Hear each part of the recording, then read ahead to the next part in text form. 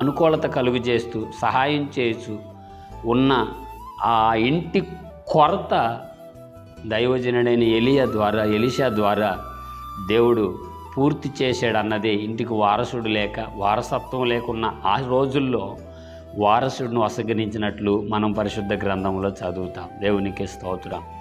ఈ పూట వాగ్దానంగా ఈ మాట నీకు మనకి దేవుడు అందిస్తున్నాడంటే మరి నువ్వే స్థితిలో ఉన్నావు అన్నది నీ తండ్రి చూస్తున్న దేవుడు అనే విషయం నువ్వు గుర్తెరగచ్చు. దేవునికి మహిమ కలుగునుగాక. ఒకవేళ ఈ సమాజంలో దేవుని బిడ్డగా ఉండి దేవుని కుమారుడు కుమార్తెగా ఉండి ఓ నమ్మకమైన విశ్వాస ప్రయాణంలో ముందుకెళుతూ ఎందరో చేత ఇంకా నీకు పిల్లలు పుట్టలేదా, ఇంకా నీకు సమాధానం రాలేదా, ఇంకా నీ దేవుడు నిన్ను చూడలేదా అని ఎన్నో అవహేళన మాటలలో కన్నీరు మున్నీరై చెప్పుకోలేని స్థితిగతులలో హాస్పిటల్ చుట్టూ